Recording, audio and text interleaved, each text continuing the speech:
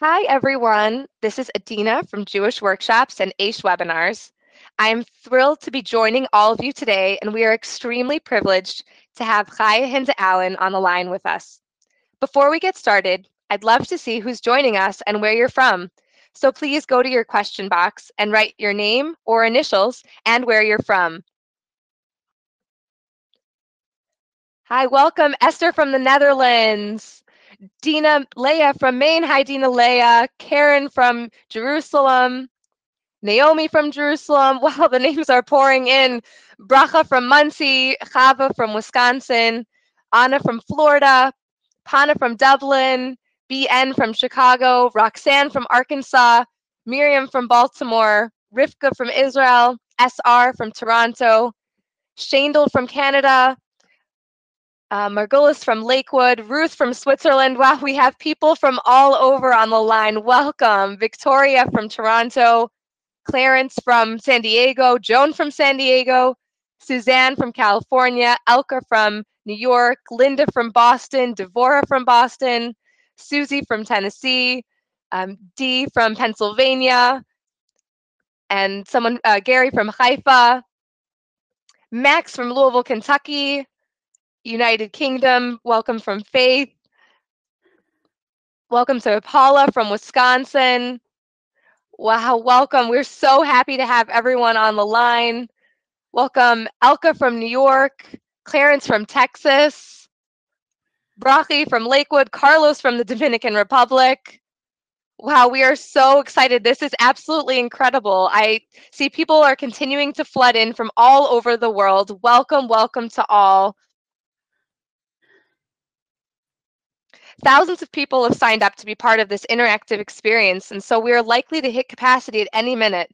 So please don't leave in the middle of the webinar because you'll likely be locked out, and we don't want you to miss this.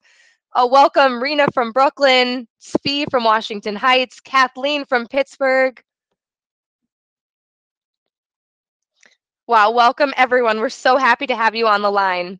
If this is your first time on a webinar, you'll notice that the audience is muted, but you'll have full access to see and hear Chaya Hinda Allen throughout the workshop. Plus, you'll be able to interact and ask questions through your question box on the right side of your screen. Chaya Hinda Allen will address as many questions as possible live on the line today. And we love making the webinars as interactive as possible, so please don't hesitate to share your questions in the question box. Today's webinar is just the beginning. Together, we'll be starting a journey to better achieving your goals with a stronger sense of self-esteem and learning how to listen to our inner voice. As Chaya Hinda Allen will shortly explain, we all have this inherent ability within us, but it needs to be practiced. So make sure to stay on the line so you don't miss this incredible opportunity to join hundreds of men and women around the world in an ongoing mission to reclaim your identity, to empower yourself to overcome any challenge thrown your way. Plus, you'll get an extra special discount just for joining in today. It is truly an honor to be hosting Chaya Hinda Allen today. Chaya Hinda has given life-changing workshops to thousands of women around the world. The program she's developed is much more than just a class. It is a step-by-step guide for how to change and improve your life from the inside out on an emotional level. Her methods help women gain the practical tools which guide them in a personalized way through a step-by-step process to bring more happiness, inner peace, better relationships, success, and closeness with Hashem into their lives. As I mentioned, make sure to stay tuned until the very end to find out how you can join Chaya Hinda week after week for a full live online program at a special discounted rate for all attendees. Without further ado, I'm going to pass the mic over to Chaya Hinda. Welcome. Chaya Hinda, are you there? Hi. Hello. How are you doing today? Baruch Hashem, great. This is so exciting to see you. 1 second. Let me just check this is the right camera. I think it's the right camera. It's perfect. Yeah, okay. Hi, everyone. This is so exciting. Everybody from all around the world. This is really, I just love this community experience. Thank you for joining me. This is so much fun. Do I get to start now, or are you saying more things now, Adina? You are free to go. We're so excited to have you. Okay, great. So what I want to do is begin with how we usually begin in our community, because what we have, Baruch Hashem, many guests from around the world who are joining our existing community today. And as I love to point out, a community is something different than a regular online course. An online course is where you give over information, you take the information, you go off and do whatever you like with the information. But here we're a community. And as a community, we share, we grow together, we share our experiences, we're in touch. And every week we have a conscious queen. And the conscious queen is whoever used some kind of tool that we have shared, and whether it's simply gaining a certain amount of clarity in their life, whether it's using a tool that we've shared, such as the guided imagery or a new way of thinking to change a relationship, or whether it's some massive life-changing happening, just as we shared last week, where a woman found that she had a tumor and she was highly, highly anxious about it. And what happened last week was she shared that the doctor shared with her that actually the tumor, when it's taken out, is going to, it's a kind of a tumor that excretes a hormone that creates tension and anxiety. And so that when it gets taken out, she's going to feel like such a different person. And so news that she thought was really bad news turned out to be incredibly positive news. So it can be all kinds of different news, could be the conscious queen of the week. So I'm going to depart from our usual habit. And this week I'm the conscious queen because I have a story to share. So as many of our community members know, I've been coughing for a while. Excuse me. And this has definitely been a bit of a pain in the neck for most of us because you've been suffering through my coughing. And, you know, whenever I did the guided images, it's a little bit disturbing to have me coughing in the middle. And some of you so kindly have been writing in and telling me different remedies and things that I could possibly do to you know, to help myself. Now, you may remember, I don't know how many have been following this, but my cough began probably about 3 months ago. And hi, everybody. There's some people saying hi. Hi to everybody. It's so exciting to see you all on. I don't want to mess around with the things too much. I don't want to knock anybody off, but hi to Paula, and hi to Yidis, and hi to Baya. And Nancy, I hope that you could see me now. And hi, Malka, I hope you could see too. Okay, so I started coughing about 3 months ago, and I did go to the doctor, and I did do a throat culture, and it came back clean. The doctor listened to my lungs, and it all came back clean. And so I just carried on with life, drinking a lot and taking a lot of rest and taking care of myself, even with a bunch of things going on, family simcha and all kinds of events. But as you all know, the cough just didn't seem to be going anywhere. And I kept coughing through class. And you always saw me, you know, with big cups of drinking. And I was drinking a lot and lots of honey. And some of you really encouraged me. Hi, Janet. Oregano? Oh, yeah, you like these? Okay.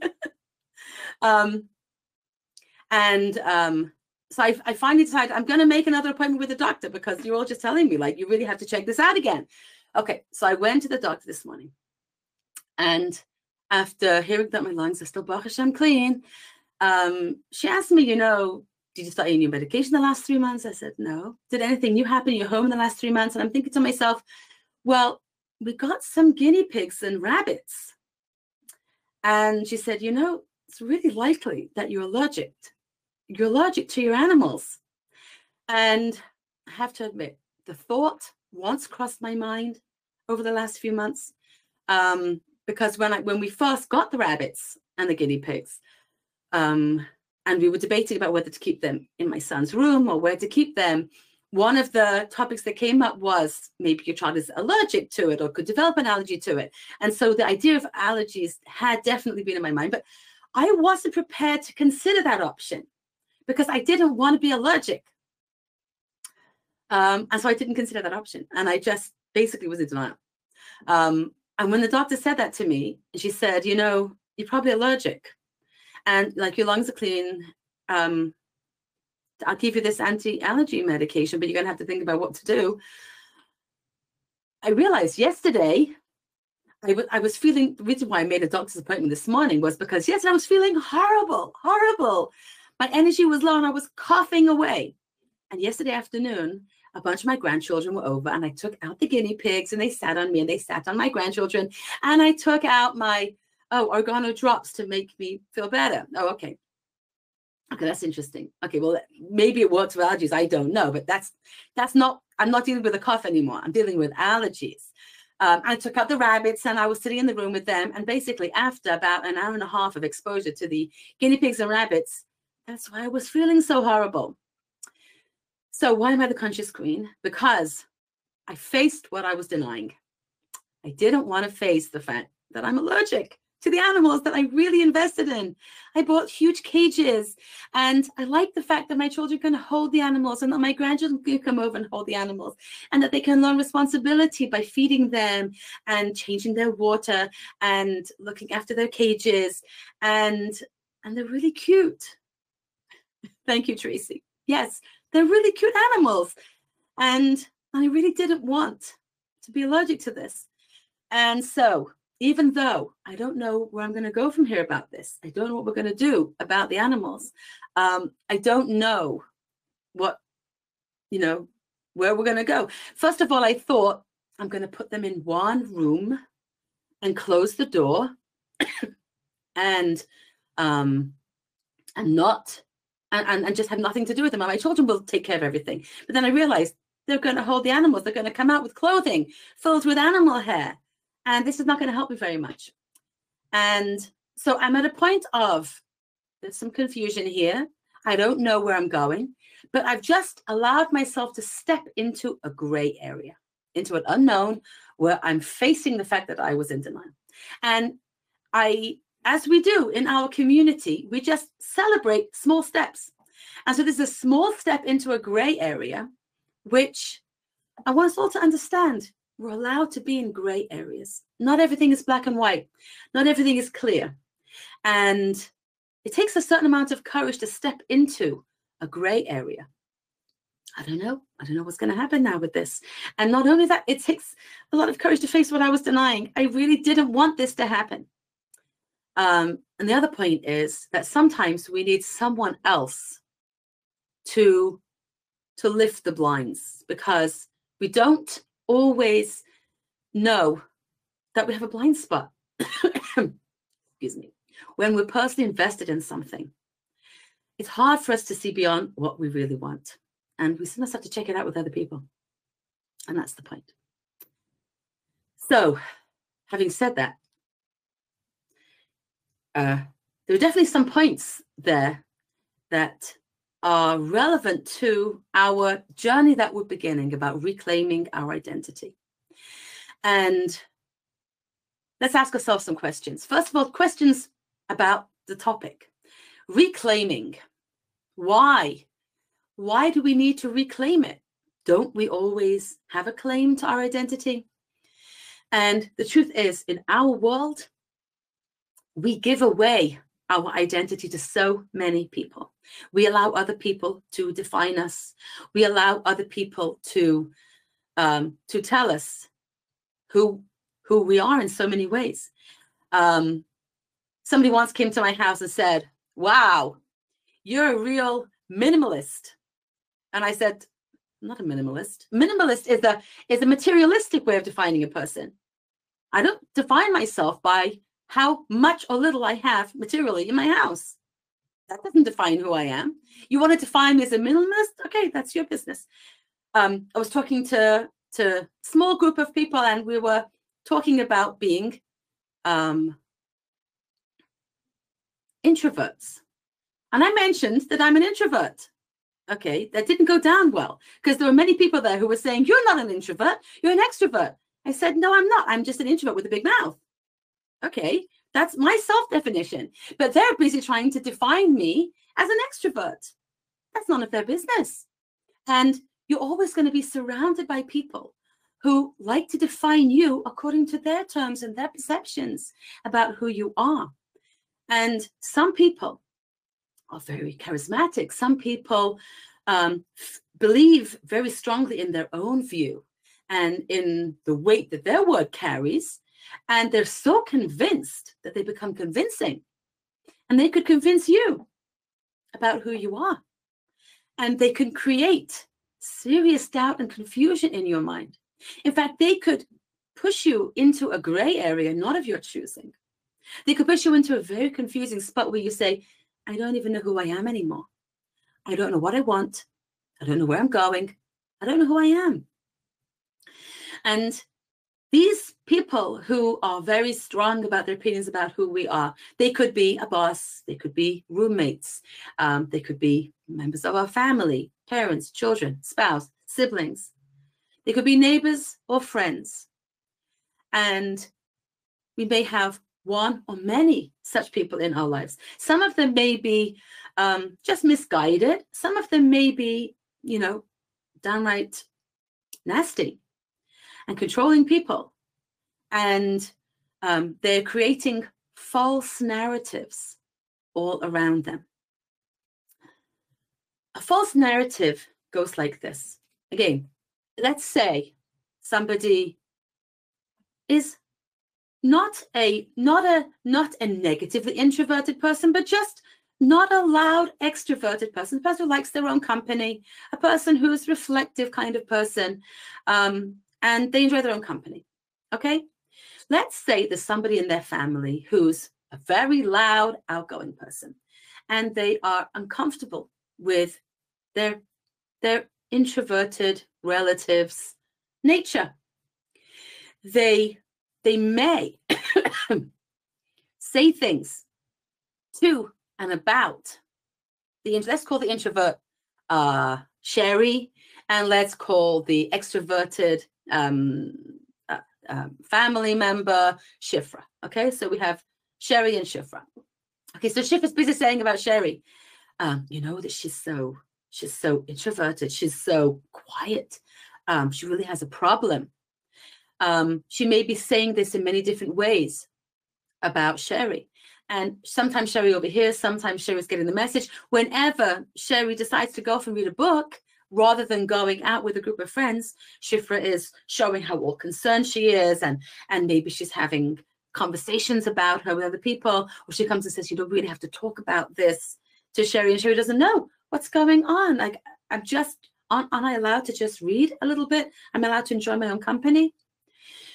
And if Shifra, over a period of time, over a period of even years, has developed this whole narrative about how Sherry is sick, about how Sherry really doesn't know how to deal with people, about how Sherry has a problem, Sherry might come to believe this. She might inside herself feel, I thought I was okay. I really have friends. I thought I know how to be a good friend, but if Shifra thinks that I'm sick, then maybe I am. And I kind of went through this because I'm still coughing, but I know I'm taking care of myself. There's a part within me that knows I've been sleeping enough. I've been eating well. I've been taking, healthy vitamins and supplements and drinking lots of honey drinks and hot drinks. And I've really been taking care of myself. So why am I still coughing? Why am I still sick? And so there's like a cognitive dissonance. I know I'm taking care of myself, but the facts on the ground are still not adding up. There's a piece I was missing. So in the case of Shifra and Sherry over here, we have Sherry who she feels, I think I'm okay. I have friends who tell me that I'm okay. We have a good relationship, but this whole Shifra spiel, she's telling me things and I'm confused. Maybe I should be more like other people. Maybe I feel bad. Women tell me the other way around. I've had young women come to me and say, in my family, everybody is this big tzaddikus. They're all into saying Tehillim and going to classes. And I just like hanging out with my friends and having a good time. And I wish I could be a tzaddikus like everybody else in my family, but I'm just not. And so I'm not a tzaddikus. I'm just not a good person. I'm a bad person. They're all good because they're, serious and always davening and always praying and always learning. And I'm this bad person because I just enjoy laughing with my friends. Now, there's nothing wrong with a person who's an extrovert, who loves being with people, who gains energy from being with people and loves to talk and schmooze and laugh. And there may be something not so healthy about a person who's so introverted that they maybe don't spend time with even family members, that they don't actually have interpersonal relationships. Maybe they are intimidated by other people, and so they intimidate back by the way that they speak. They're kind of inferring that, they're implying that these other people are really not so good because they don't do things like they do. Anyone who's different than me isn't good enough. So we do have to reclaim our identities. There are always extremes. That's right. There are always extremes. What about others who can see things in us that we don't see that may be true? Right, Linda, that's very true. There are always going to be people who can reflect to us good parts of ourselves that we may not have noticed. And that's why we need to choose very carefully who we listen to. And we need other people, just like I needed a doctor, okay? Because I wasn't prepared to see it may be the animals, okay? I wasn't prepared to see that. And we may, and just as this young woman was feeling so bad, I just like being with other people. She needed someone to reflect her and say, you're good. You have nice relationships with your family. You don't have to sit and say to him and go to classes all day long to be a tzedekah, to be a good, to be fulfilling your own purpose in this world, to be a righteous individual. There's no one way to be a righteous individual. In fact, there are as many ways as there are people.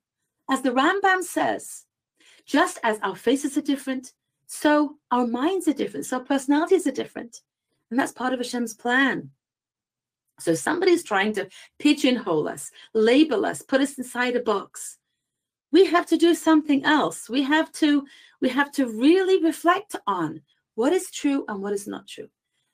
And we're constantly changing and developing. Every stage that we go through, every life situation is going to bring out new parts of ourselves, going to bring out new aspects of who we are. And so we need to, every now and again, we need to check in and say, okay, so who am I now after all that I've been through this year, last year? Have I changed? Have things shifted within me? Have I become something new and different? And and all of these things, let's see, my mother helped me reclaim who I am with just a phone call. Suzette, that's beautiful. That's wonderful. I'm so glad. What did she do? What did she say? How did she help you reclaim yourself? I want to hear. I love learning from people. Okay, tell me what she told you in one phone call that she was able to do that. Okay, if we have wonderful, loving people in our lives who've known us for a long time, old friends, healthy family members, they can help us do that. They can help us uncover things about ourselves. And that's beautiful. So, yeah, but what we're saying is we need to choose carefully who we listen to. And we need to also reflect on ourselves. I want to share with you the words of Rav Shimshon Raphael Hirsch. One second. She said, you just have to love yourself. Okay. I think that we could all go home now because that's the message. Okay. Thank you for sharing that. That's right. We do have to love ourselves. But I'm here to give us some reasons why and teach us how we can love ourselves. Okay. Thank you so much for sharing that. That's wonderful. How can we deal with the guilt that comes with feeling that we aren't doing what's proper? Okay. We're going to address that. Part of it is being able to live in the gray area, to know that I'm trying my best. I'm trying what I can do now. I'm not perfect, but I'm never going to be perfect. If there's somebody in my life who's demanding that I'm perfect, then that person is off target, because we all live in the gray. We all live in the gray area, right? We can forgive ourselves. Precisely, that's what loving ourselves is, being able to forgive ourselves and other people.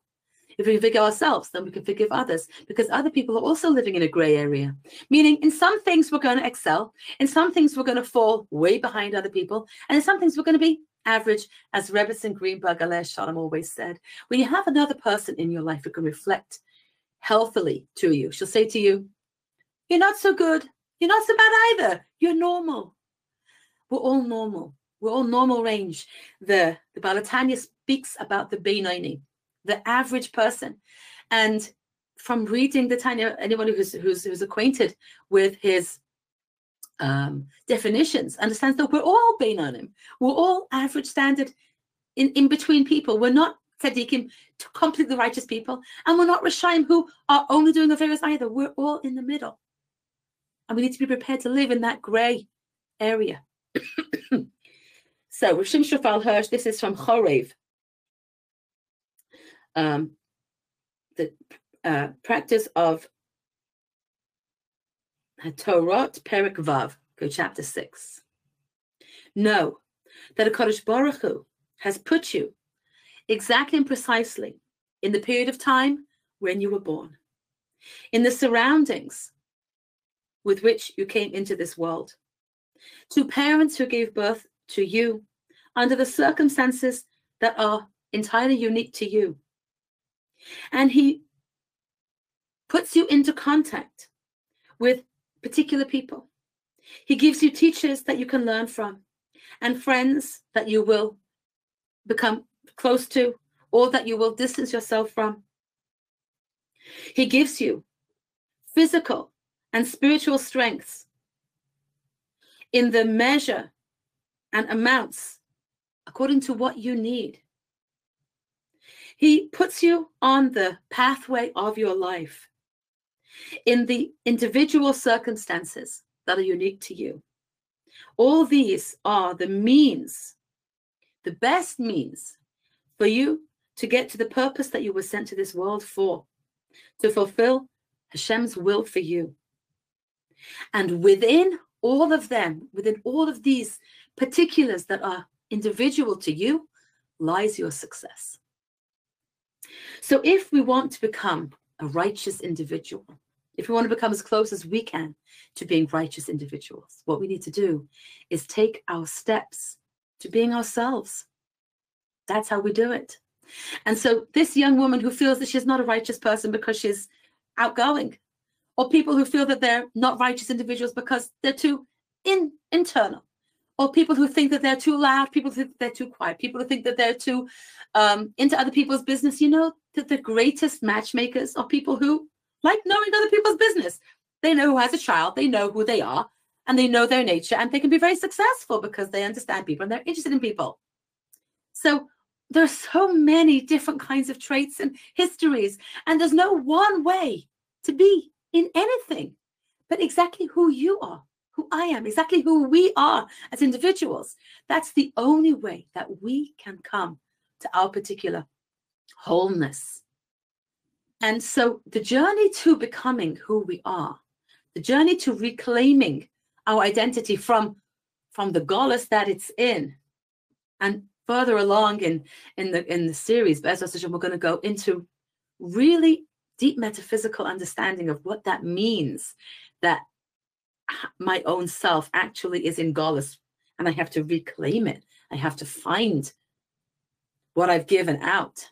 If I've allowed myself to be defined by other people, what could that mean for me and for Klal Yisrael? That's the only way that I can actually become who I need to become and fulfill Hashem's purpose for me.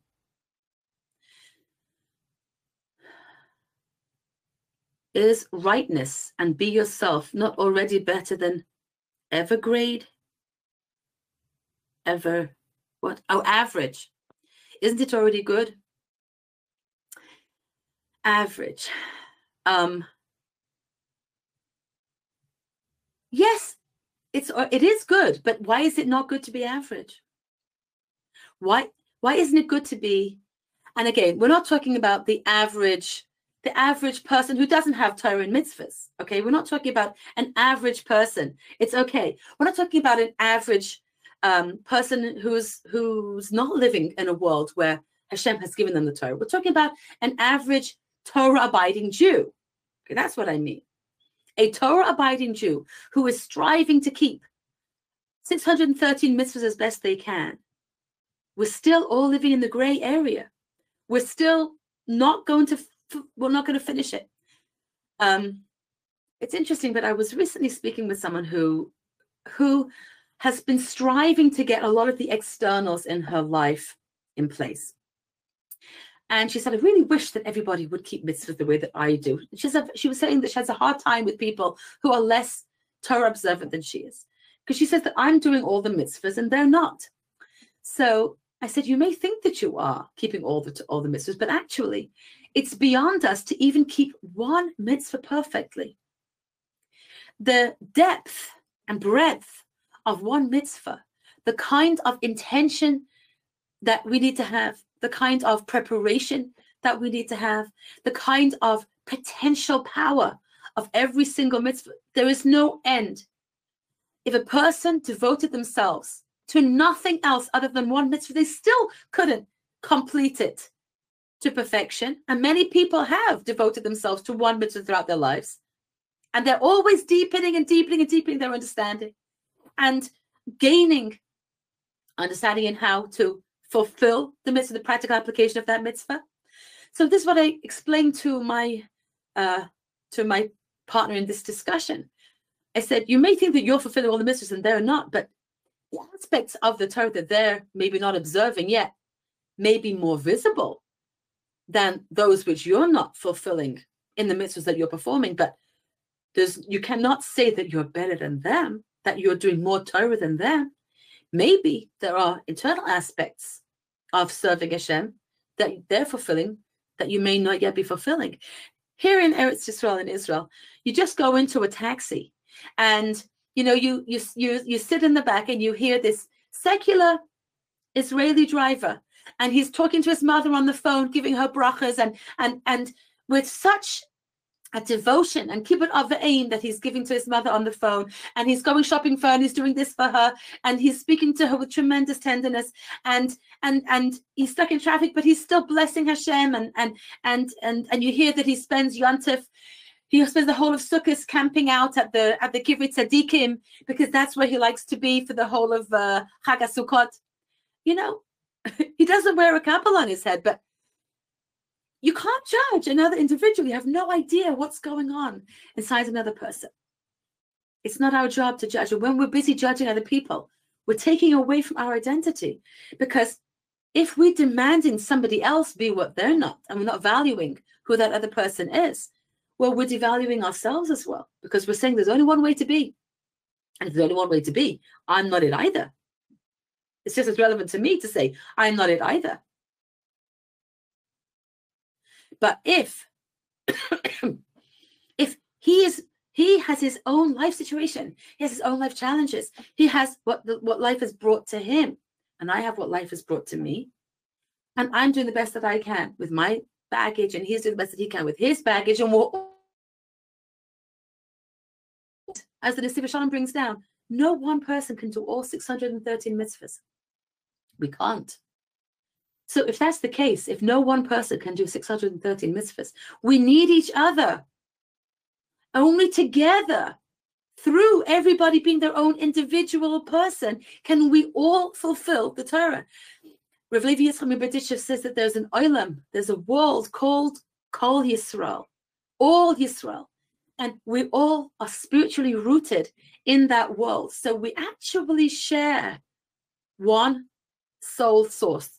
The Moshe Cordovera brings that down also in the Talmud Devara, that we're all one soul source. And so from that world that's called All Yisrael, we'll all join together, and we all have different sparks have come down into each different soul, and each different soul has its own mission. Again, Shimshon Shofar Hirsch has mentioned to us all of these different details of our lives, not only of our lives, but of our personality, of who we are, of our identity. Come together to allow everybody to be that different aspect of the diamond. That is Kol Yisrael. That is the whole of Kol Yisrael. So we need to value every aspect of who Kol Yisrael is, together with valuing ourselves and our contribution. So now that I know that I need to be me in order to fulfill my unique part, that's a preparation that I'm giving to myself that's going to help me to really be able to fulfill this mitzvah of loving myself. I want to love myself in order to be able to love my neighbor. And that's what your mother taught you. Love yourself. So we just need reasons for loving ourselves. We just need to know how to love ourselves. And we have a lot to overcome. In our generation, there are so many blocks, excuse me, to loving ourselves. Asking for a sneak peek of the clouds out of the question. Is that what you're asking for? Oh, the guinea pig and the rabbits. You want to see the rabbit and guinea pig. It's so funny. If I bring them into the room, it's going to be a problem for me. You would like to see them. Okay, one day we'll do that. Baruch Hashem for Beinonim, for the middle people. Klal Yisrael, and each one of us is unique. And here's the whole purpose. Exactly. No one else can do what we are in this world to do. Thank you, Dina Lay. Exactly. As the Ari HaKadosh said, that from the beginning of time until the end of history, nobody can do that which another person has come into the world to do. No one can do that. When we just had Parshas Yisro, and the Torah was given to Klal Yisrael, and when Moshe Rabbeinu went up to receive the Torah, the angel said to him, "Why are you taking the Holy Torah and giving it to people? Why are you doing that?" And Moshe Rabbeinu, and Hashem said to Moshe Rabbeinu, "You answer them. You go and tell the Malachim why." And Moshe Rabbeinu said to the angels, "Do you have parents?" No, Malachim don't have parents. "Do you have a Yetzer Hara? Do you have an evil inclination to do anything wrong?" No. So look in the Torah. The Torah is made for people who live in the gray zone, people who live in that zone between right and wrong, where we have an inclination, where we are drawn to worry, fear, low self-esteem, confusion, frustration, blame, guilt, where we spend a lot of time doing all of that. And they prevent us from loving ourselves as much as we could, because when we're busy blaming other people, we're not busy with love, not of ourselves, not of other people. When we're busy with guilt, we don't love ourselves. Al kol p'shoim techasa ava, the Chazon Ish said, that love covers over all of the literally sins. And that when we love another person, we will cover over, we'll make excuses for them, and we don't want them to appear bad. We'll cover it over and we'll pretend that they didn't really do it. We want them to look good. This is also Hashem's trait, as it says, Ki chofetz chesed hu, in the Talmud Devarim, Moshe Cordovero brings down, that Hashem wants us to look good.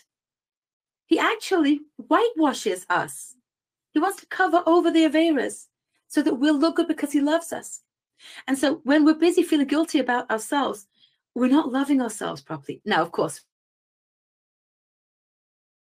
take ourselves out of denial. We need to face who we are. We need to recognize where we're doing things wrong. We need to do all of that.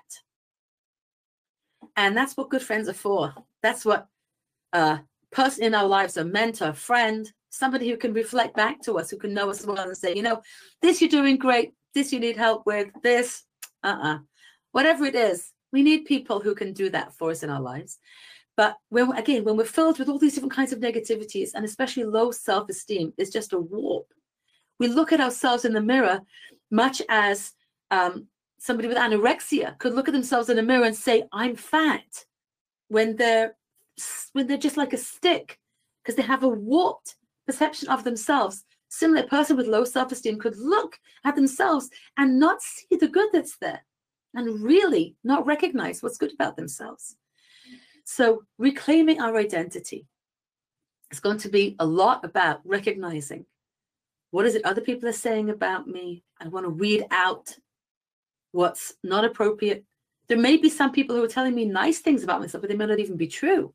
They may be trying to flatter me in order to get something from me, to take advantage of me.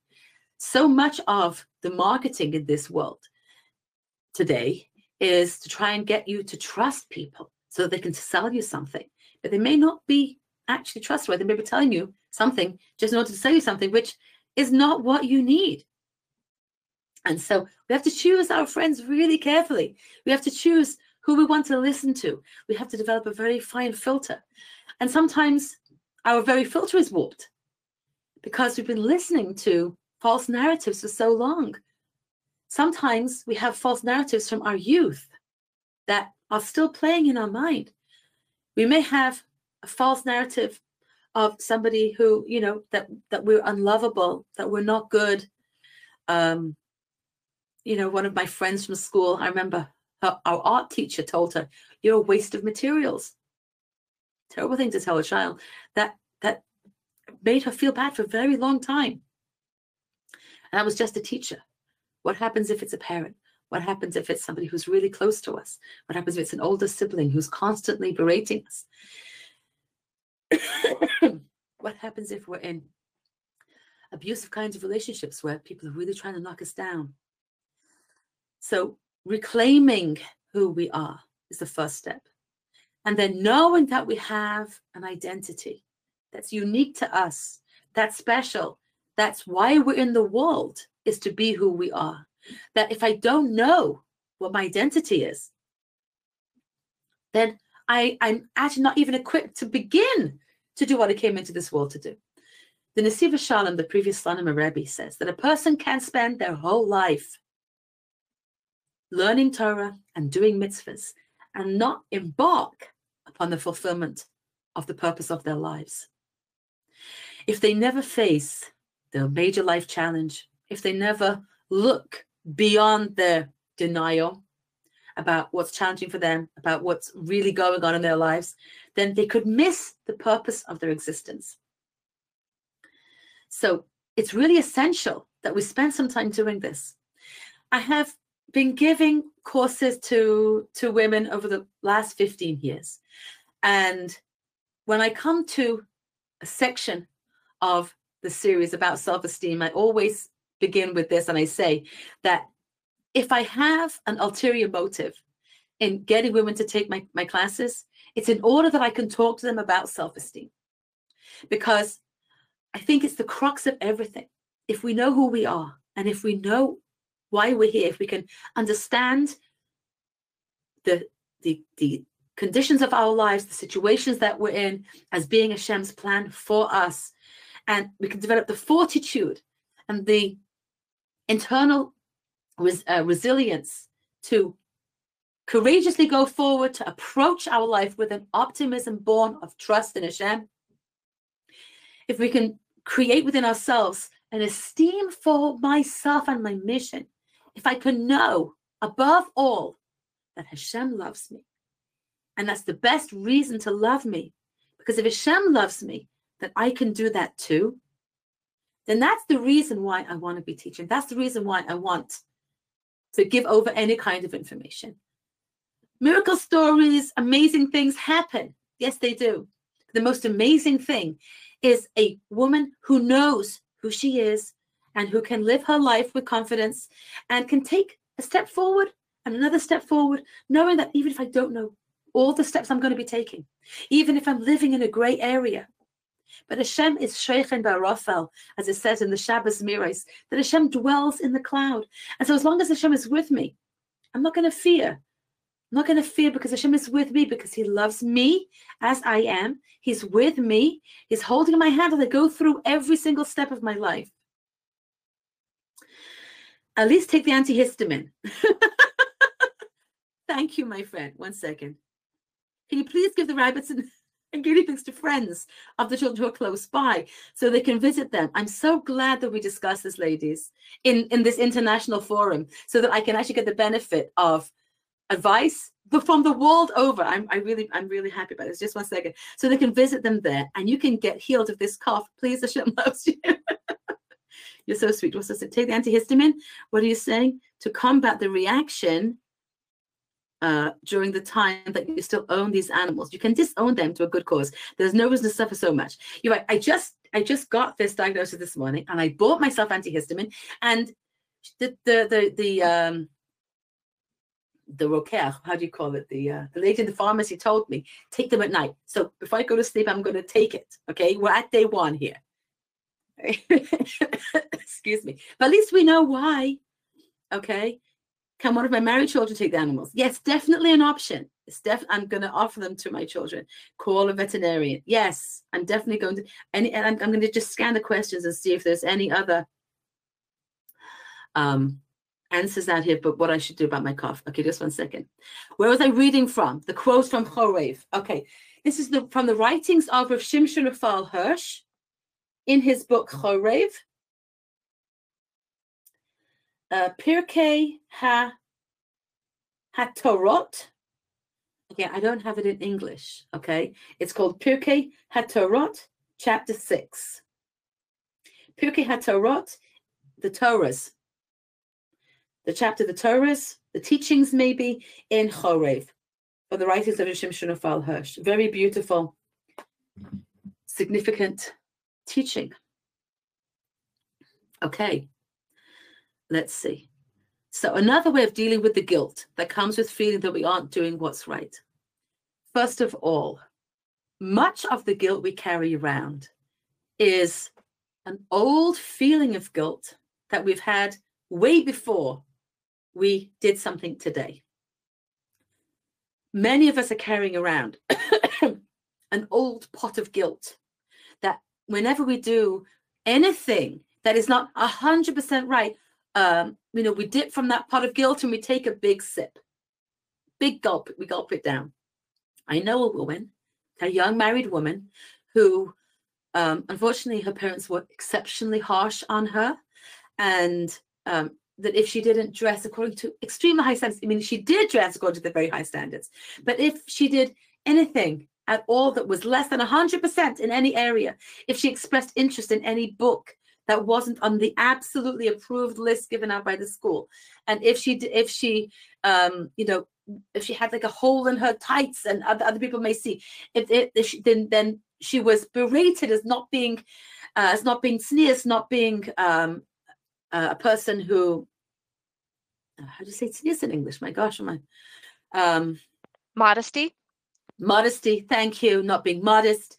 And that she was, becoming a secular person because she showed some interest in some area of study that was not on the actually totally approved list from her school. And so now as a young woman, she doubts herself constantly. She's plagued by guilt. Whenever she does anything, whenever she opens a book, even though she has asked her husband's Rav and their Rav today if it's okay for her to read these books, the Rav said, yes, you can do it. But whenever she opens the book, she hears the old guilt coming back. You're bad. You're bad. And so many of us have these old voices. You're bad. You're ugly. You're unlovable. Nothing will come of you. Whatever the old voices were, whatever the old scenario was, and we carry them around. So sometimes what we need to do is we need to have a lot of clarity about what I'm doing today. And I have to let myself know, is what I'm doing wrong? Talk it over with someone, talk it over with a mentor, talk it over with a friend, with somebody with Das Torah. Is it wrong?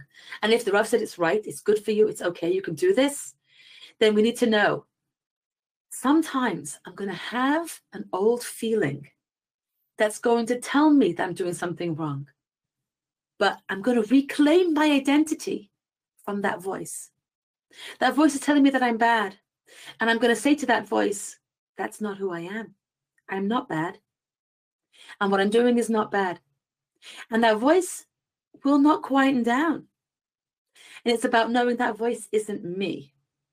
That voice is an old voice. That pot of guilt is not mine. It belonged to somebody else. It's not who I am. And so I reclaim my identity from the voice inside my own mind.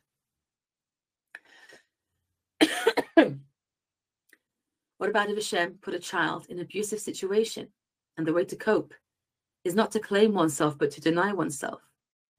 So the way through is to claim oneself from that abuse. Yes, the coping mechanism that the child developed was to deny oneself and to just create space for the abusive parent or other, and to totally, efface themselves.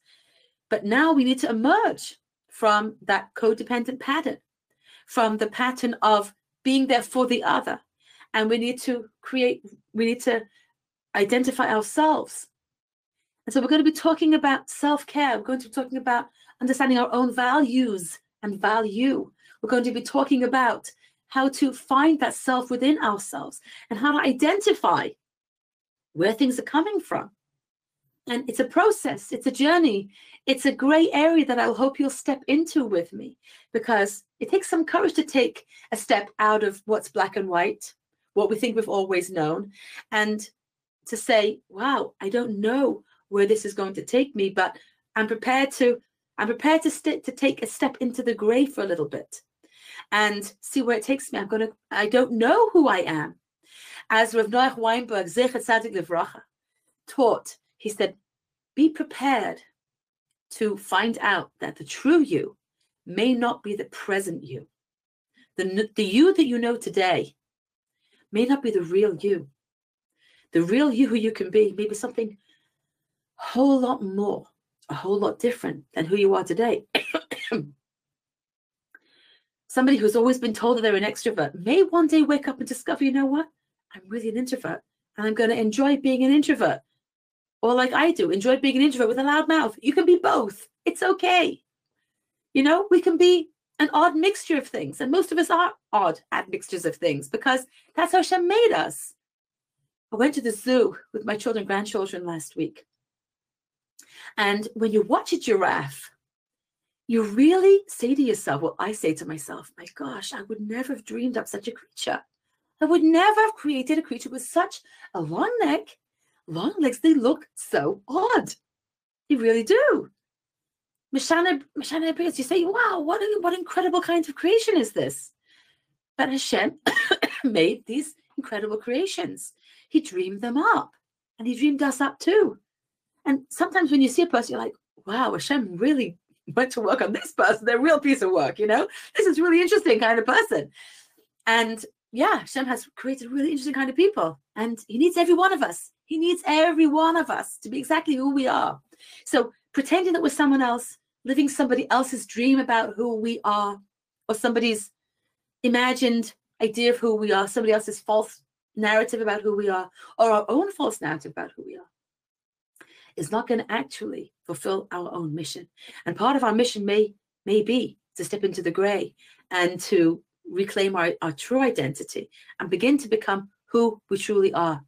And again, taking inspiration from Shimshon Raphael Hirsch, I'm going to just share something that I frequently share because I think it's so powerful. It gives me a lot of motivation.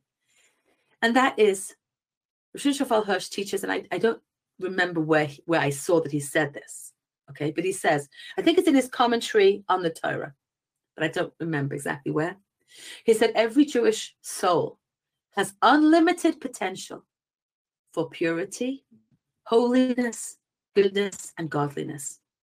So I make for this an acronym of the FIG, P-H-I-G-G. You can tell that I didn't teach a course in spelling ever, okay? But P-H-I-G-G is how I spell FIG, just so that we could remember what it is.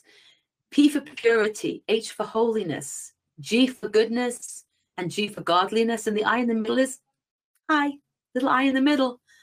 We, each one of us, can say, I have unlimited potential for purity, holiness, goodness, and godliness. And soon, I want to actually do a short guided imagery with you about this idea, just to allow ourselves to reflect deeply on that concept. Because when I say truths to myself, and when I allow myself in a peaceful state to reflect deeply on that thought, I can allow it to sink more deeply into myself. I can deeply accept and receive its message into my heart, mind, and soul when I sit with it, rather than just hearing it and go on to the next thought. So Be'ezras Hashem soon, I'll answer a few more questions, and then we want to introduce more about the course that's coming up, which I really want to share with you. But then I hope that you'll stay tuned, because we'll do a little guided imagery together as well. So let me see, have any more questions or comments come in? And of course, solutions for my cough. Okay, let's see, one second. Yes, antihistamines can cause drowsiness, which is why she said to take it at night. Right, I actually asked the lady in the pharmacy, and she said, this particular one doesn't cause such drowsiness, but I'm taking it at night anyway. Hot fluids, hot chocolate, very good. Baruch Hashem, I intuitively understand the healing benefits of chocolate, and I've been doing it, possibly a little too much, but I definitely get that. How does one believe Hashem loves him or her when Hashem put him in a terrible situation from birth? I can accept it intellectually, but I can't feel it, as one can't fool oneself into thinking that he or she is loved by Hashem.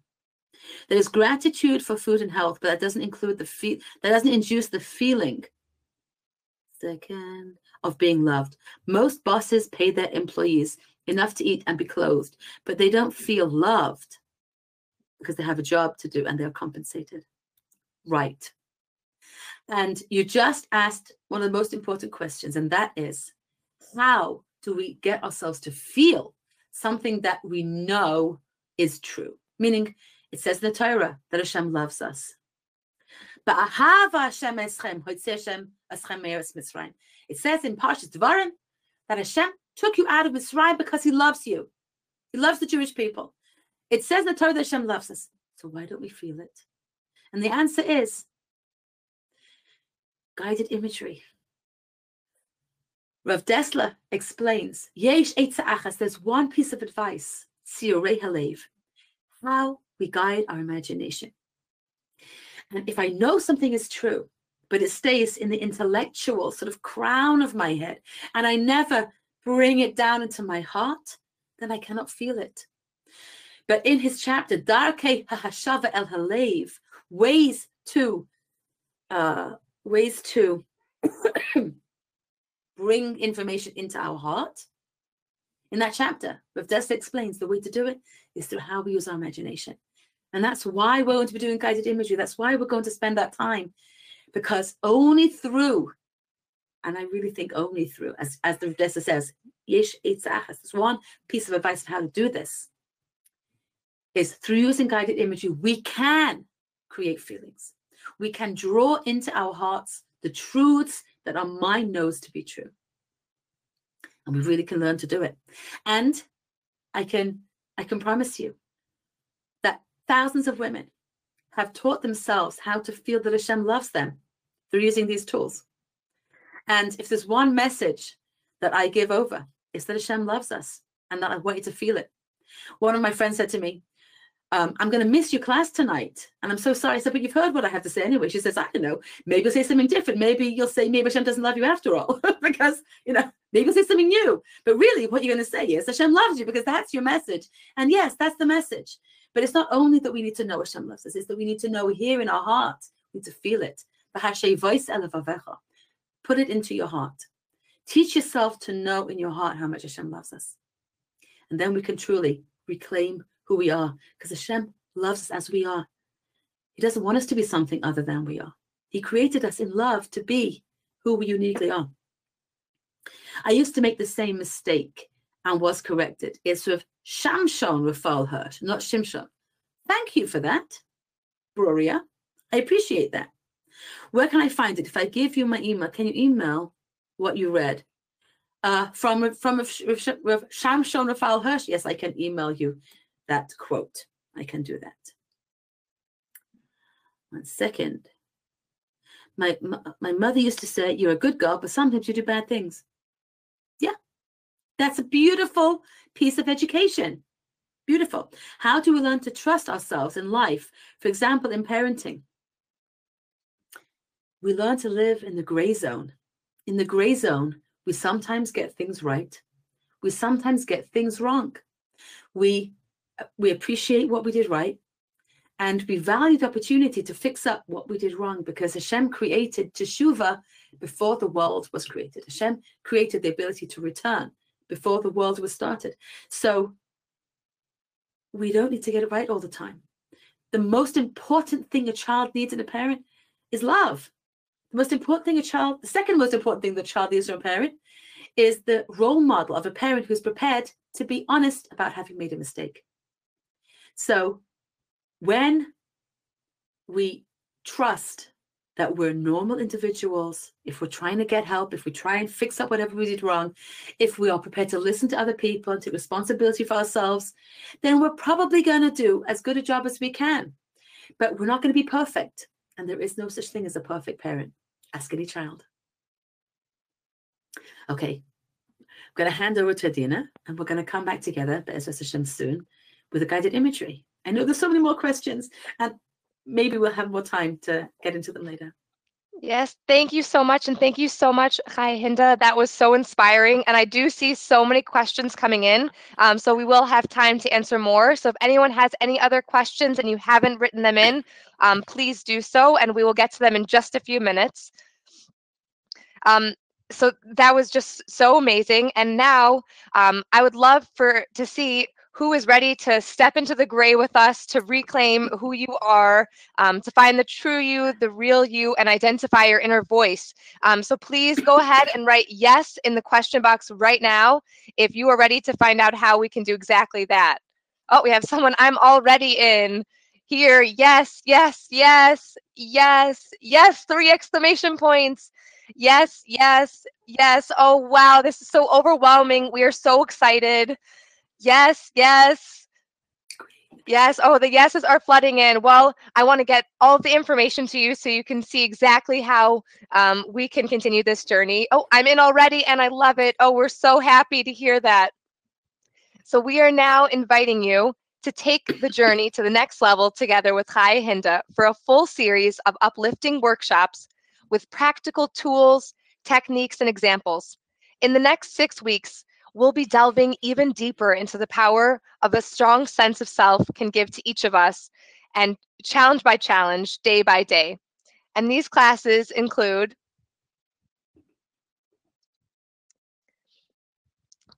Class 1, The Value of You. Begin the journey to self-discovery and solidifying your core values. And the first class is going to be Wednesday, February 26th, 12 p.m. Eastern Time. Class 2, Personal Choices and Limits. Learn how to be uncompromising with your sacred choices. Class 3, Cherishing the Gatekeepers. Allow those in who help you to be yourself. Class 4, Expressions of Me. Identify the actions and activities that you find exhilarating, replenishing, and restorative. Class 5, How You Got Lost. Break down the blocks that lead you astray from your authentic self. And Class 6, Internalizing Hashem's Love. Discover how to experience Hashem's love in every twist and turn, challenge, and victory throughout life's journey. Each ongoing live class will be Wednesdays at 12 p.m. Eastern and 7 p.m. Israel time, except our first 4 classes, due to the clocks changing a week earlier in Israel rather than the States. You'll see that the next 4 classes, starting on Wednesday, February 26th, will be at 12 p.m. Eastern and 6 p.m. Israel time. But don't worry, if you can't attend a class live, a recording will be available to you in your own personal membership area 24 hours after the live class, to listen to or download at your convenience. What makes Chaya Hinda's community so unique is her ability to help women understand the power of the mind and how it affects every aspect of our lives, and how we deal with daily challenges, just as we experienced today with Chaya Hinda, especially related to the guinea pig, right? There's always a solution, we just have to figure it out, which is why we want to get started here as soon as possible. Plus, in addition to the live weekly interactive sessions, you'll also get some amazing bonuses. The first bonus is a one-on-one phone consultation with Chaya Hinda Allen.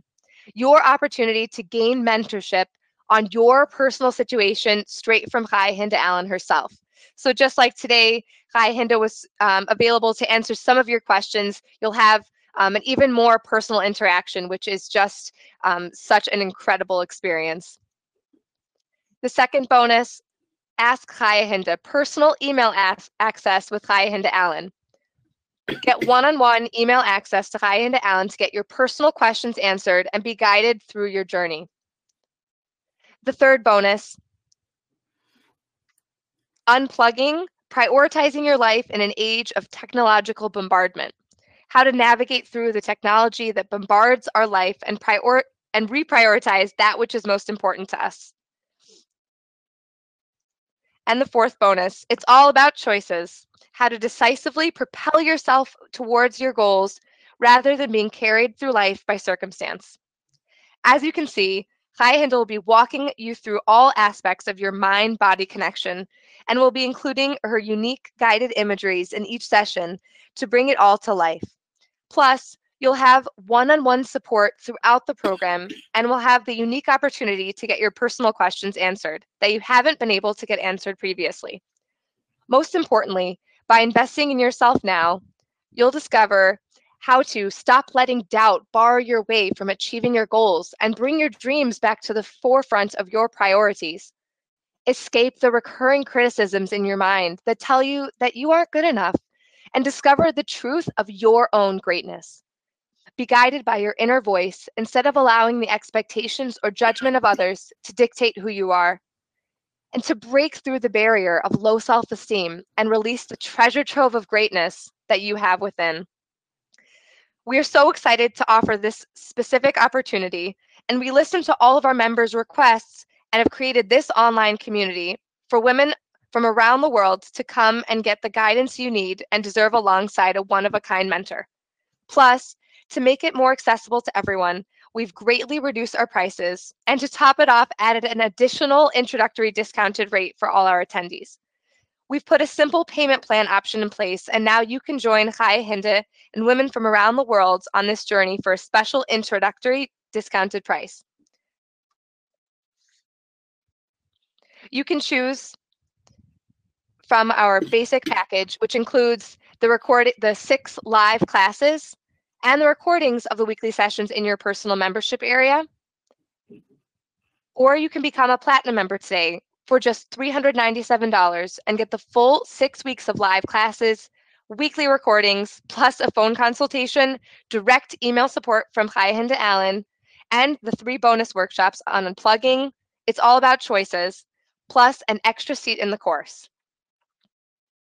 So I don't want to wait anymore to have you join us for this incredible opportunity. So I'm going to go ahead and share the link with you in your question box so you can copy and paste it right into your browser and join. The link is www.jewishworkshops.com/reclaim. And when you're all set and registered, we'd love it if you just come right back to your question box and write your first name or initials if you're more comfortable with the words "I'm in" so that we can welcome you to the community. And if you're having any difficulties registering or have any questions, please put your name and telephone number into the question box so we can give you a call and help you register over the phone. I see that people are starting to join, so I just want to remind you, go ahead and put your name and the words "I'm in" once you've joined, because these spots are going to go very, very fast. And if you have any technical problems, just remember, go put your name and your phone number into the question box and we'll call you back as soon as possible to help you out. And here's the link one more time, www.jewishworkshops.com/reclaim. And go now to the link to sign up. As I mentioned, each ongoing live class will be Wednesdays at 12 p.m. Eastern Time, 6 p.m. Israel time for the first 4, and then back to 7 p.m. Israel time after the clocks change. But don't worry, if you ever can't make a live class, a recording will be sent to you, and you'll have it in your personal membership area 24 hours after the live class to listen to or download at your convenience. So you can download it onto your phone, to an iPod, iPad. We really want to make these classes as accessible as possible. Oh, I see that we're starting, the names are starting to pour in. Welcome to Elaine, I'm in, Deborah Goldstein, welcome. We're so excited to have you. Welcome, RC, AL, welcome. We're so excited to have you join us. And so I do see that there are a number of questions coming in. Rahel, I'll share the link one more time in the question box. It's www.jewishworkshops.com/reclaim. If you're joining the webinar on the computer, you can see it on your screen. And if you're calling in, you can go ahead and go to that link to join. Hannah, let me share the bonus slides with you one more time. Thank you so much for your question. So the first bonus is a one-on-one phone consultation. So your opportunity to gain mentorship on your personal situation straight from Chaya Hinda Allen herself. So you'll be able to schedule a phone call to really go through and get the personal support that you need. The second bonus, personal email access. So you'll be able to get one-on-one email access to Chaya Hinda Allen to get your personal questions answered. So if it's something that you can't, just deal with one phone call, you will have an opportunity to have that back and forth. Bonus 3, unplugging, how to navigate through the technology that bombards our life and reprioritize that which is most important to us. And the fourth bonus, it's all about choices, how to decisively propel yourself towards your goals rather than being carried through life by circumstance. So there are the bonuses again. Jane, I just want to give you the prices one more time. For the basic package, it's $297 for the 6 live classes plus recordings of the weekly sessions in your own personal membership area. And then for the platinum package, it's those 6 live classes plus all of the bonuses, the one-on-one phone consultation, the personal email access, unplugging bonus, it's all about choices, and an extra seat in the course. And just so it's, when you go to the registration page, you'll be able to sign up for a payment plan to break it down if that's more manageable for you. Oh, I see we have a few more people who have joined in while I've been reading that. Welcome to Chava. Welcome to Esther, Chaya. We're so excited to have you join. So while we are still waiting for everyone else to write in that you've joined, we'll go ahead and ask a few more questions. Can you see which ones I haven't yet? One second, I can see a few of them. Let's see. One question Here's here. one question that I just see. Does one get solid identity in childhood or when in culture, not of one's own? Developing bilingual problems, and this belief is psychological as an identity problem. Of course, our sense of self is developed when our intellect develops. Children who are intellectually bright and precocious often develop a sense of themselves earlier than children who actually can work, ironically, can work against them. If a child is very bright, very young, they tend to do a lot of reflection about themselves and comparing themselves with other people, whereas other children their age are just busy with cars and, or dolls or other stuff. And so they may already find a sense of inferiority within themselves because they're comparing themselves with grown people who are already accomplishing things and are developed and find themselves lacking. And so that's why very bright children often have very low self-esteem, because they form a sense of themselves early on as being less than others. Children who develop, a lot of their brain power later, they're already more developed when they become aware of themselves, or they may not be so acutely aware of themselves, and they may not be interested necessarily in comparing themselves with other people. And so they don't necessarily develop the same kinds of inferiority.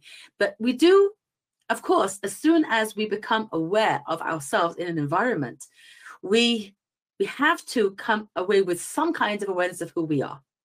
And it's usually inferred. We infer who we are from those around us, either by their narrative, what they're telling us, or what they're not telling us, what their body language is telling us. If parents don't spend any time with the child learns, I'm not important, not because of anything they said, but because of everything they didn't say. And so many aspects of how we experience ourselves and how we understand ourselves to be are based on experiences that we had or experiences that we didn't have. If we missed out on learning certain very basic things about ourselves, we still don't know what they are. A child, as happened in history sometimes, a child who was raised by wolves in the forest never learned how to speak, so they never knew they knew how to speak. So if a child has never learned how to have a healthy emotional dialogue with somebody else, then they don't know that they have emotions that are positive. They don't know how to react to their own emotions. So yes, our journey begins when we're young. and our initial understanding of who we are begins with our dawning awareness. But it's never too late. And we're constantly changing, we're constantly gaining awareness of ourselves, and we can be surprised even many years later to discover new parts of ourselves and access new parts of ourselves and reclaim parts of ourselves. So it's never too late, but it does begin when we're young. Another question that I see over here is, are we not supposed to be selfless? Are others always coming before ourselves? We as a nation are we are inspired by doing kindness for others. We are motivated to be like Hashem, who is a giver. But Hashem gives, but he's everything. Hashem doesn't give from a place of emptiness, from a place of not knowing who he is. On the contrary, Hashem gives from a place of knowing what he has to give. The mitzvah to feel something that is most mentioned in the Torah is the mitzvah to love Hashem. Love Hashem, your God. Now, if we begin to demand, you must love me, or if the President of the United States or the Queen of England would start to demand that it be put into legislation that we have to love the President or the Queen, we would definitely begin to question the sanity of that particular president or monarch. Because who does such a thing? But Hashem doesn't have any problem in saying, love me. I want you to love me. Because, and again, this is really a very deep concept, but because love is the medium for giving and receiving all of the good in the world that Akash Baruch Hu wants to give us, we need to love him in order to be able to receive all the good he has to give us. So Hashem knows the value of what he's giving us. He knows who he is. He knows that the greatest good that can exist is himself. And that's what he wants to give to us, the benefit of a connection with him. So when we give, if we want to be like Hashem in giving, we have to know what we're giving. We have to be confident that we can give. Let's say a mother doesn't feel that she's a good mother. She doesn't feel she has anything to give to her child. She feels that she's going to be even a bad influence. She's going to make so many mistakes. As she approaches her child, she's going to have so many reins holding her back, preventing her from being able to fully give herself to a child because she doesn't believe that she has anything to give. So her lack of belief in herself is not allowing her to give. So first we have to know who we are. We have to value who we are. We have to have identity. We have to have a clarity about, this is what I can give. I can give love. I can give over my values. I can give the child appreciation for who they are. And this is something that no one else can give to a child as deeply as a mother can, a parent. When we are encountering this child as they are developing and as they're growing up, we are uniquely placed to be able to tell the child, you're a sensitive child, you're a deeply reflective child, or you're a very creative child. We can, because we can witness and we can see it, and we know many people, we're in a position to say, the way that you do this is unusual. Most people can't do that. This is a talent that just you have, because children don't know that themselves. And so one of the unique contributions that we can give as a mother, and that truly we can give as a nurturer to anybody in our lives, is knowledge of who they are. We can be that person for others. Hashem is that to us. I don't know if you've had this experience. Maybe you'll let me know if you had this experience, but have you ever found that Hashem sent you in your life a reflection of something going on within your life, in another person's life, that you came into contact with someone and that you were like, oh, wow, that just informed me about myself because I saw that going on, because I encountered and experienced it in somebody else's life. Did you ever experience that? Let me know. Did anybody ever have that experience where where Hashem taught you about yourself through a life experience that you had? Yes, you had that experience. Thank you, Pastor and Suzanne, for talking up. So that's Hashem loving us. That's Hashem reflecting to us who we are. That's Hashem letting us know who we are. Hashem crafts our life experiences and shows us who we are. So that's another nurturing thing that we can do for others. So if a mother knows this, who she is, then she can truly give of herself the way that Hashem gives to us. But if a person is giving from empty, I don't know who I am, I don't know what I have to give. In fact, I'm nothing. I can't bring anything to this relationship. Then how could I? Then I'm not really giving. I'm not giving of myself. I may give resources. I may give some energy, but I'm not giving of myself. In fact, a very fascinating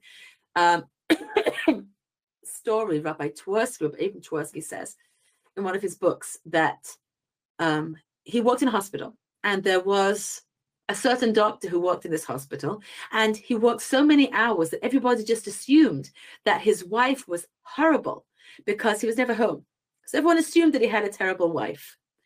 But one day, this doctor's wife walked into his practice, and it turns out that she was very, very gentle and very needy emotionally. And her husband, the doctor, didn't have any confidence in himself as a person. He didn't feel he had anything to give. As a doctor, he felt confident. And that's why he was at the hospital all the time, because there he felt that he could contribute. But as a person, he felt completely empty. He felt he couldn't give anything to his wife and children. And so he avoided them and avoided relationships and couldn't give. So if we want to be able to truly give to other people, then we need to know who we are. We need to value what we can give. And that's a very important part of reclaiming our identity, is knowing what we have to give. And thank you so much, Chaya Hinda. I actually just have a question that came in. It's a really important question, and I want to make sure that I go over it. We have one of the bonuses is an extra seat, and Talia just asked, what does that mean, an extra seat in the course, which is a great question. So in addition to all of the other bonuses, the extra seat in the course is essentially you get to bring a friend or family member into the class with you. Right when you join, we'll send an email, you'll fill out their information, and we'll send them, basically they get the whole workshop to join with you at no extra cost. So that's what the extra seat is. So it's really an amazing way to do this work with Chaya Hinda Allen and bring someone special along with you so that you can, do it together, talk about it. It's kind of always helpful to have a workout buddy, quote unquote. So that's a great question. Thank you so much for asking that. I'm happy to clear that up. And we want to welcome a few more members. Welcome to Sarah, Laura, Hannah, Talia. We're so excited to have you. And again, if you haven't already, go ahead and write "I'm in" the chat box once you join. We're just so thrilled to have you on this journey with us. And I want to remind everyone that this community is very personalized and interactive, as you can see. And Chaya Hinda Allen's support, time, and effort are huge, which we are so eternally grateful for. So I urge you to sign up now, secure your spot, because the space is limited. We do want to keep it, relatively small so that everyone gets the personal attention that you deserve in this journey. And plus, our first class starts in just 1 week, and we want to get you in at this special discounted rate just for joining today. So let me just go back and show you what you're going to get. We have our 6 classes: the value of you, personal choices and limits, cherishing the gatekeepers, expressions of me, how you got lost, internalizing Hashem's love. These are all amazing topics. We cannot wait to hear them. Plus our bonuses in the platinum package: a one-on-one phone consultation, Ask Chaya Hinda, personal email access, unplugging, how to navigate through technology that bombards our life and reprioritize that which is important to us. It's all about choices, how to decisively propel yourself towards your goals rather than being carried through life by circumstances. And then the fifth bonus, that extra seat in the course where you can have someone join with you, so that you can share this experience with someone else who, could really benefit from it. Oh, and I see we have a few more members just joined. Welcome, Elaine. And Malky's question, is this extra seat special applied to the members that are already in the community? This is a special bonus just for joining the workshop today. So go now to www.jewishworkshops.com/reclaim. And I saw a few people wrote in that they were having trouble with the link. If you're having any trouble, go ahead, write your name and phone number into the chat box, and we will make sure to give you a call to get you set up with that. Especially if you're listening by phone, we want to make sure we help get you in. And then we can go to a few more questions. And then I know Hinda is very excited to share with us a guided imagery. So I just see a question came in. What about the negative life experiences? How is Hashem teaching us good about ourselves? If a person only ever had a very easy ride, we wouldn't actually uncover much depth within ourselves.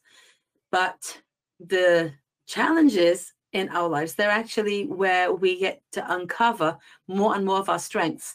In fact, I recall vividly a story where there was a young woman who was due to have a baby, and the birth was a complex situation, and many doctors were called in, and the baby was in danger. She was a bit in danger.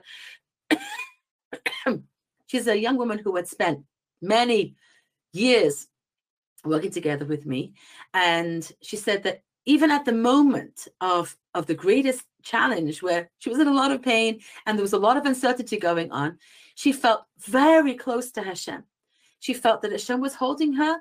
And to the degree that those around her, some of the doctors and nurses, thought that she was a bit detached from reality. They thought that she didn't really understand what was going on. She understood fully what was going on, but she was very secure in Hashem's love for her, and that she was attached to Hashem, and that she was going with Hashem wherever she was going, but that Hashem was in control of the situation. And afterwards, when she came back to class, after, Baruch Hashem, she was home and the baby was fine, and she was fine. She said that experience of being so close to Hashem, she wouldn't exchange it for the world, even though it was painful. It was really hard, but she gained something that she would never have got if we spend our days, drinking iced coffee on the mirpeset, or how do you say it, on the balcony. We don't have the opportunity to bring out all of our identity. And so reclaiming our identity is also about finding the parts of ourselves that only come to the fore in the olive press. And that's why Klal Yisrael is likened to an olive, because sometimes when we're in serious situations, then the oil really begins to be produced. The greatness of who we are and the depth of what's inside us only becomes revealed, when the going gets tough. And so difficult life situations are not a sign that Hashem doesn't care. On the contrary, if you look through Chumash, Avram, Yitzchak, and Yaakov, Sarah, Rivka, Rachel, and Leah, Moshe Rabbeinu, and David HaMelech, all of the biggest names in Jewish history, no one had an easy life. None of them just sat back and had an easy life. On the contrary, they were given challenge after challenge after challenge, and they became greater and greater and greater through their encounter with these challenges, and through their recognition of HaKadosh Baruch Hu as the moving source behind everything, and through their understanding that they have within them a piece of Hashem, and that through activating those hidden parts of their soul that they hadn't yet accessed, they were going to become more like Hashem, and they were going to become more who they're truly meant to be. So challenges don't mean that Hashem doesn't care. Part of what goes on inside our mind, though, is a mind game. And that is if we had punitive parents or other people in our lives who liked to punish us, and they used withholding as a punishment, or they used threats, and they tried to frighten us as a way of controlling us and manipulating us, then we're confused. And so then we don't read challenge as love, but we read challenge as manipulation, and we are uncomfortable with it. And so why did Hashem create people who can manipulate? Why did Hashem create sick people in our lives? And part of the answer, again, I'm not going to claim to have the full answer to major life questions that philosophers in the beginning of time to the end of history are going to still be debating. But part of it, and again, when we look through the Torah, we see Yaakov had to do with Lavan, who was a sneaky, conniving fellow, and Yitzchak Avinu had to dig wells that his father had dug, and the Pelishtim and different people came along and they messed up his life's work. There are many different challenges of people, not only life circumstances that Hashem told Avram to bring Yitzchak to the Akedah, but challenges that we have with other people from the beginning of time. David HaMelech had people who betrayed him. He had people who were utterly sick and evil, who were trying to manipulate him and take advantage of him. And we still have today such people in our lives. So part of the reason is to give us choices, that those people who are interacting with those people, to bring out what's within us in response. One sick person can bring out good in many, many people around them. It's very unfortunate. They may have choices. They may not have choices. We don't know. No one from outside somebody else can know exactly what is another person's choice level. Only Hashem knows what their choices truly are.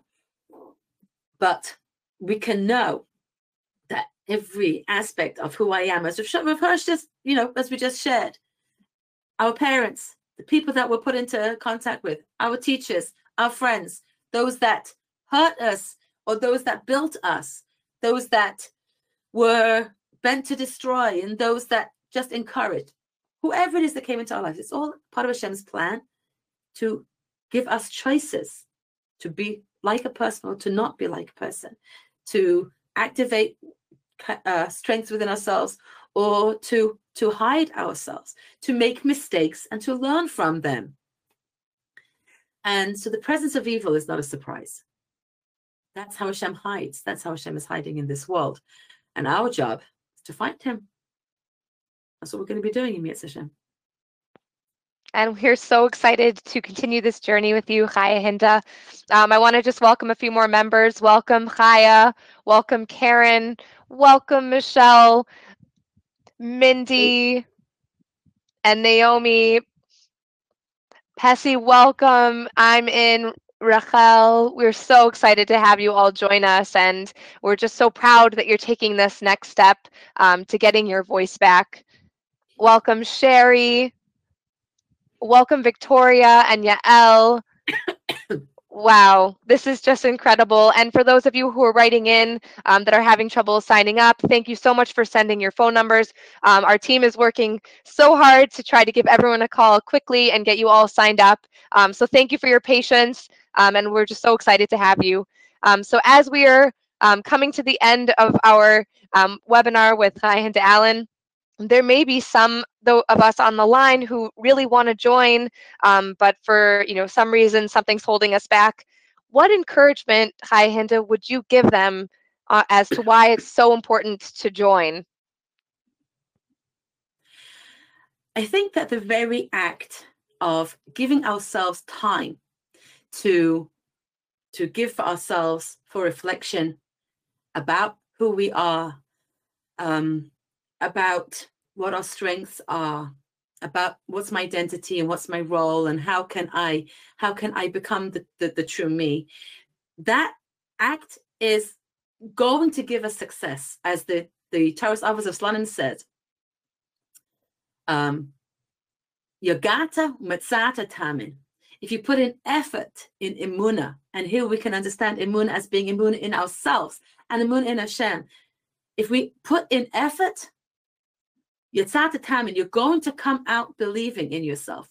When we make time for ourselves, and when we make ourselves that priority, I'm giving myself sort of a stamp, and I'm doing something to myself, for myself. This has tremendous value within ourselves, that I'm worth that. It's good for me to do that. A woman told me recently that she gave herself permission to go out on a day trip. And she said, when I walked out the door, I said to myself, wow, I'm doing this for myself. I'm doing something for myself. Another young woman, I'd encouraged her. She said that she felt separate from her spiritual heritage.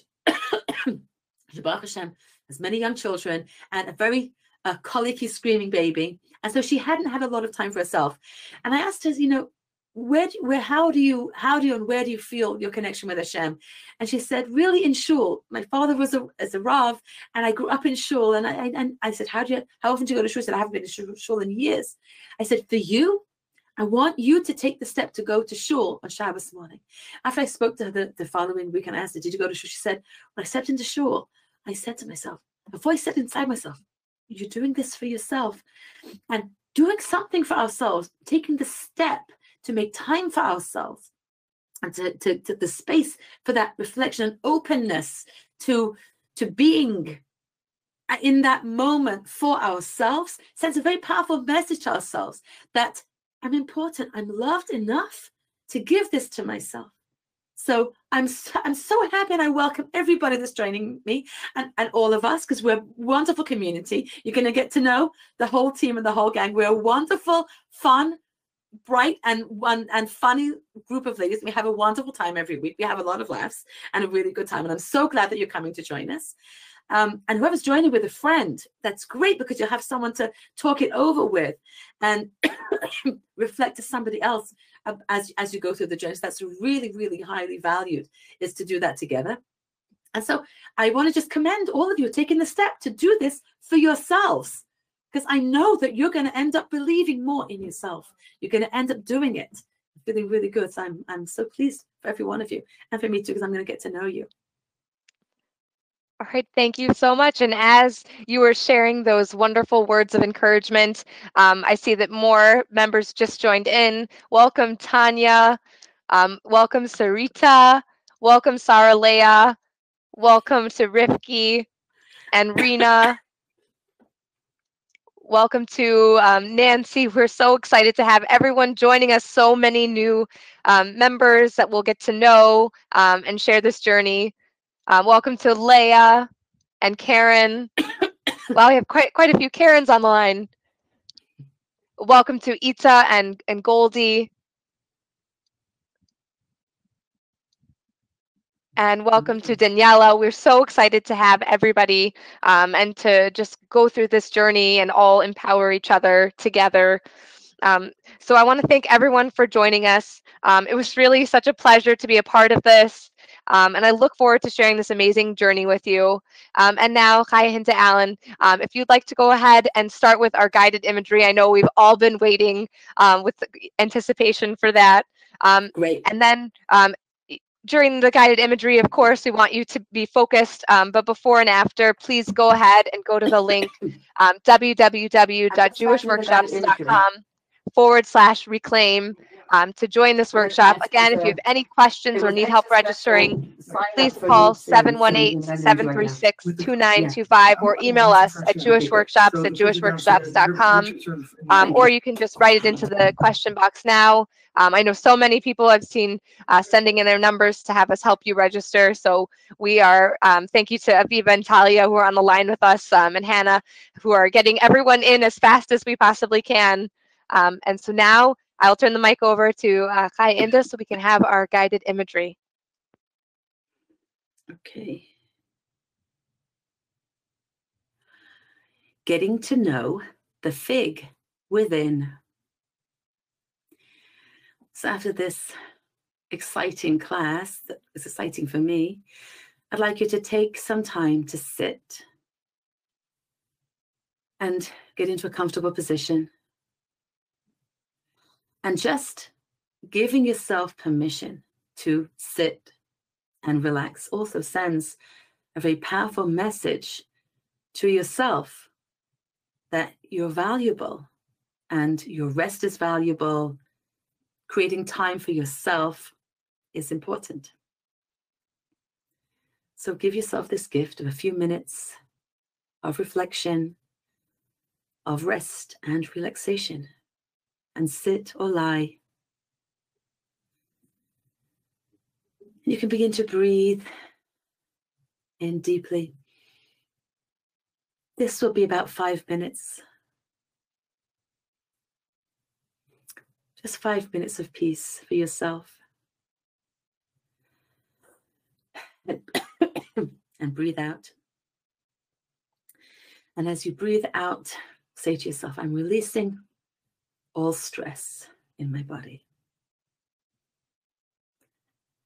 And in your mind, gently scan your body. Allow your mind to turn inside yourself and notice, are there any places in your body that are feeling stressed? Maybe joints, maybe nerves in your back, muscles in your back or neck, shoulders. Just notice, no blame, no guilt. Just notice. Whatever you're feeling, just notice it for now. Because it's part of you. It's part of where you are right now. Relax your body. And allow a gentle wave of relaxation to flow over your legs, your feet, your knees, your legs, your hips. Allow this gentle wave of relaxation to flow over your innards, your internal organs, relaxing them, bringing peace and relaxation within you. And allow that gentle wave of relaxation to flow over your shoulders, your head, so that your whole body is filled with peacefulness and tranquility.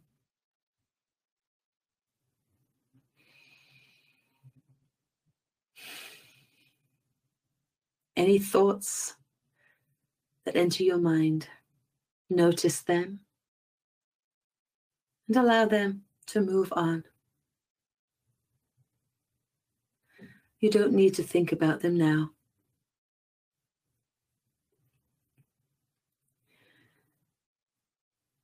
And begin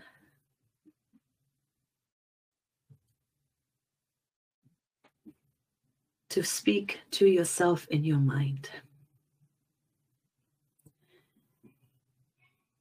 And repeat these phrases and reflect on them. I have unlimited potential for purity. This purity is within me. A gift from Hashem's own purity.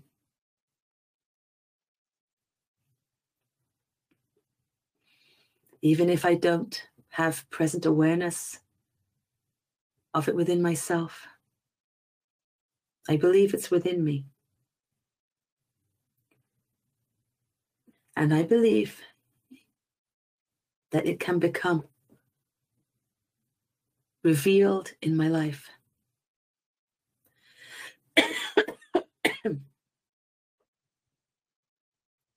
I have unlimited potential for holiness.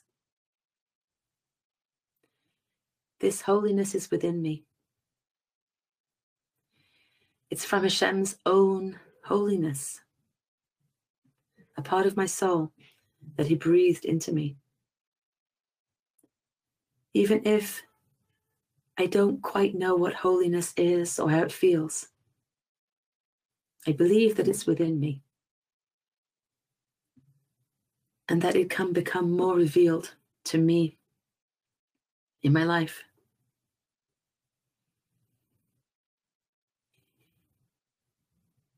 I believe that I have unlimited potential for goodness. I am good. This is goodness that is mine from Hashem. It's part of my soul that Hashem has breathed into me.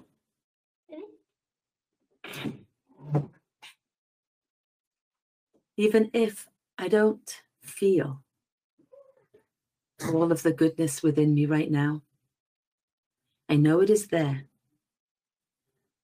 And I believe it can become more revealed to me in my life.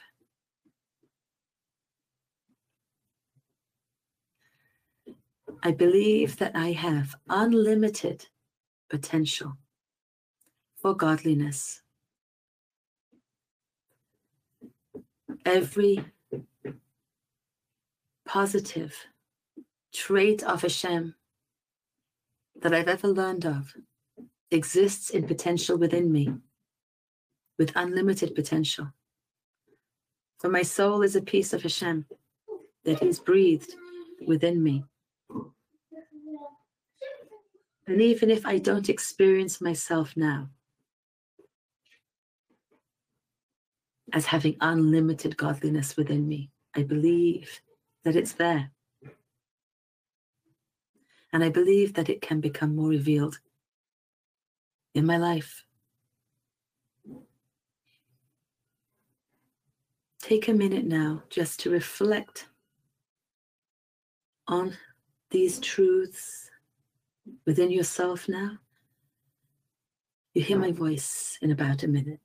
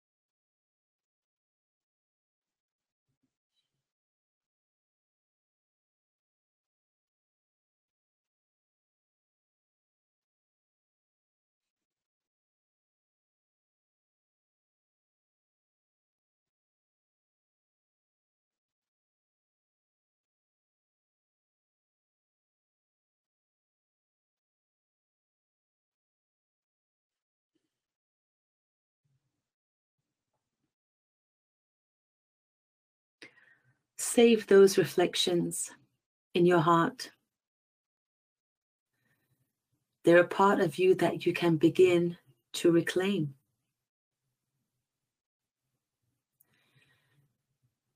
And when you're ready, become gradually aware of the room around you, any noises or movement, and begin to come out of your deeper relaxed state by maybe gently moving your fingers or your head or your toes.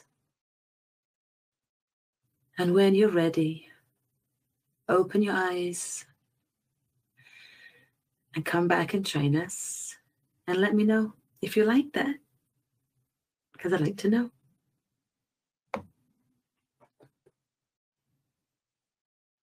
Hi there. Everyone's still asleep? Did you like that? You like that? Oh, good, Leanne. I'm so glad you like that. Yes, Etty, good, great. I'm so glad. Thank you. SB, Sarah Bracha, maybe. Thank you. That was nice. Good. Karen, thank you for joining us. Thank you, Suzanne. Thank you, everyone. Good. I'm glad you like that. Okay, so that will be sent to you all. That's part of today's class. That will be sent out to everyone. Thank you. And thank you all so much. Thank you so much, Chaya, Hinda, for being here with us and answering all of our questions and just sharing such wisdom. We can't wait to go through this workshop and learn even more. And thank you, everyone, for being on the line. If you haven't already, go ahead, go now to www.jewishworkshops.com/reclaim to really reclaim your identity and join us on this empowering workshop. I'm going to go ahead and leave the webinar open now, even though we're not going to be speaking anymore, just in case you need to see the link or to ask any questions or send in your phone number. So thank you again for joining us, and hopefully we'll see you all next week. Have a wonderful rest of your day or evening. Thank you.